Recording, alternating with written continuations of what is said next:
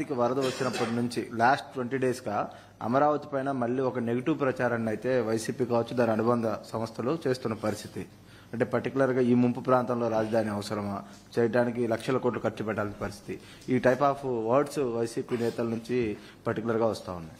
ఈ తెలివైన మేధావుల్ని చెన్నైని మార్చేయమనండి, బెంగళూరు సిటీని మార్చేయమనండి, బాంబే సిటీని మార్చమనండి, హైదరాబాద్ సిటీని మార్చమనండి. బుద్ధి జ్ఞానం ఉంటే మాట్లాడడం మానేయమనండి, బుద్ధి జ్ఞానం లేకపోతే మాట్లాడమనండి. మీ ఇంటి మీద నీళ్లు వస్తాయని ఆకాశంలో పోతావు, నువ్వు ఇంటికి నీళ్లు రాకుండా చూసుకోవాలా. ఊరికే మర్యాద చెప్తే మర్యాద కూడా లేదు వీళ్లకు. మర్యాద తెలుసుకునేది నేర్చుకోవాలి. ఇంకొకసారి మాట్లాడితే ఆ నాలుకలు తాళాలు వేయాల్సి వస్తుంది. వాట్ నాన్ సెన్స్, ఏంటి తమాషగా ఉంది. ఇన్నింటి వాస్తవాలు లెక్క పెట్టుకుంటూ రాజకీయం కోసం అసహ్యమైన రాజకీయాలు చేస్తారా మీరు? కక్కుర్తి రాజకీయాలు పడతారా మీరు? మాట్లాడేవాళ్ళు లేరని మీ ఇష్ట ప్రకారం మాట్లాడతారా? విషం కక్కుతారా? ఎందుకంటే విషం కక్కడం? విశాఖపట్నం ఉదేమైంది? నేను పులివెందుల్లో పెడితే ఏమవుతుంది? తిరుపతికి ఫ్లడ్ రాలేదా? ఏ సిటీ సేఫ్? ఏ సిటీ సేఫ్? నెల్లూరు రాలా? What are you talking? Krishna Godavari ఎక్కడుంది? రాజమండ్రి ఎక్కడున్నాయి? కర్నూలు ఎక్కడుంది? మోస్ట్ అప్పర్ రీచ్లో ఉండే కర్నూలు ఏమైంది? కర్నూలు కొట్టుకుని పోయే పరిస్థితి లేదా? బుద్ధి జ్ఞానం ఉండాలి మాట్లాడాలంటే. మీరు చేసిన ఏదో పనులకి ఒక మాటలో చెప్పాలంటే నేల మీద ముక్కు పెట్టి రాసుకోవాలి. మీరు తప్పుడు పనులు చేసి కొంచెం పాలిష్డ్గా మాట్లాడుతున్నాం. పాలిష్డ్గా మాట్లాడితే ఎక్కదు. ఎక్కని వాళ్ళకి ఏం చేయాలో కూడా చేసి చూపించాల్సిన అవసరం ఉంది. అదే జరుగుతుంది రేపు. మొన్న చూశారు మీరు, అక్కడ పోతే వీళ్ళని ఏం చేశారు. అదే జరగాలి ఈ రాష్ట్రంలో. కనీసం దిగారంటే మీరు నీళ్లలో.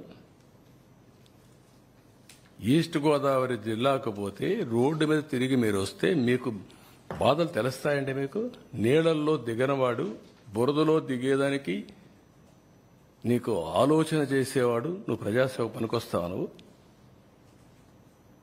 అంటే ఏమనుకుంటున్నారు మీరు?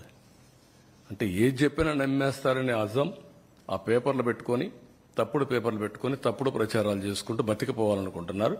ఆ ఆటలు సాగవు. అది గుర్తుపెట్టుకోమని హెచ్చరిస్తాను. అందుకే ప్రజలు కూడా 11 సీట్లు ఇచ్చి ఏ విధంగా తీర్పు ఇవ్వాలని ఇచ్చారు. That it self is an indication.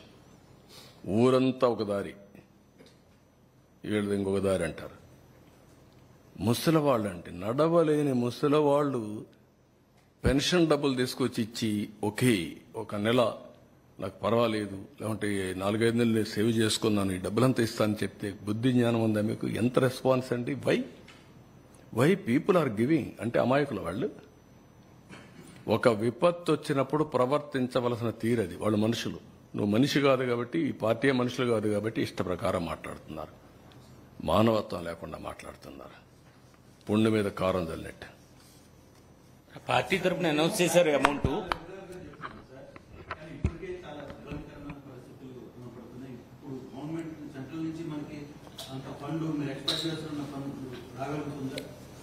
నేనేమంటానంటే ఏది ఉన్నా కూడా, ఎన్ని కష్టాలున్నా అధిగమించాల్సిందే కదా. 10 మంది నేను నా లైఫ్లో చాలాసార్లు చూశాను. ఈ రోజు కూడా క్యూ కట్టి వచ్చారు. 1.5 hour ఇక్కడ నిలబడుకొని నేను చెక్కులు తీసుకుని సరిపోయింది. ఎక్కడో ఉండేవాళ్ళు వచ్చి లేదు మేము కూడా ఇవ్వాలి అని వచ్చి ఇచ్చే పరిస్థితి వస్తున్నారు. అంటే ప్రతి ఒక్కరూ ఒక చేయూతనిచ్చే పరిస్థితికి వచ్చారు. కొంతమంది రాష్ట్రం పైన విషం గక్కే వాళ్ళు తప్ప, విద్వేషాలు రెచ్చగొట్టి రాజకీయ లబ్ధి పొందాలనుకున్నాడు తప్ప ప్రతి ఒక్కడూ వస్తున్నాడు. ఈ రాష్ట్రంలో పుట్టినవాడు కానీ, మానవత్వం ఉండే వ్యక్తులు కానీ, బయట వాళ్ళు కానీ అందరూ కూడా స్పందిస్తున్నారు. వాళ్ళకి రాష్ట్రంలో ఉండే ప్రత్యేకమైన పరిస్థితులు అర్థమైన తర్వాత అందరం కూడా హెల్ప్ చేయాలి. సాటి మానవుడిగా ఒక వ్యక్తి కష్టంలో ఉన్నప్పుడు ఆదుకోవడం మన బాధ్యతను అందరూ వస్తున్నారు. వాళ్ళని వెల్కమ్ చేస్తున్నాను. అందుకే నేను కూడా ధైర్యంగా ముందుకెళ్తున్నా. No question of compromise. ఇబ్బందులు వస్తాయి, ఐఎమ్ ఫీలింగ్ తాత్కాలికం. ఎట్లా స్ట్రగుల్ చేయాలని చేస్తాం, ముందుకెళ్ళిపోతాం. ఇంకొక గంట ఎక్కువ కష్టపడతాం, లేదంటే ఇంకో 2 రోజులు ఎక్కువ కష్టపడతాం. That is only the way. ఇక్కడ మున్సిపల్ ప్రాపర్టీ ట్యాక్స్ కూడా 3 నెలలు అదే 3 నెలలు టైం ఎక్స్టెండ్ చేస్తున్నారు ఈ 32 వార్డుల్లో. ఇది కూడా చేసి వాళ్ళని ఆదుకుంటాం. అదే మరి ఇంకొక పక్కన ఇది ఒక ప్రాబ్లం అయితే విశాఖపట్నం స్టీల్ ప్లాంట్ అది కూడా కావాలని రెచ్చగొట్టే పరిస్థితికి వస్తున్నారు. ఓకే, దాని గురించి నేను పెద్దగా మాట్లాడడం లేదు. రెచ్చగొడితే రెచ్చిపోయాళ్ళు కూడా ఎవరు లేరు ఇక్కడ. విశాఖపట్నం అనేది తెలుగుదేశం పార్టీకి ఎన్డీఏ కూటమికి ఒక స్ట్రాంగ్ ఇది. ఆ ప్రాజెక్టు కూడా ఆ స్టేజ్కి రావడానికి వీళ్ళు కారణం. ఎప్పుడు కూడా ప్రాజెక్టు మీద శ్రద్ధ పెట్టిన దాఖలాలు లేవు. ఇంత మునుపు కూడా నేనే కాపాడాను ఆ ప్రాజెక్ట్ని.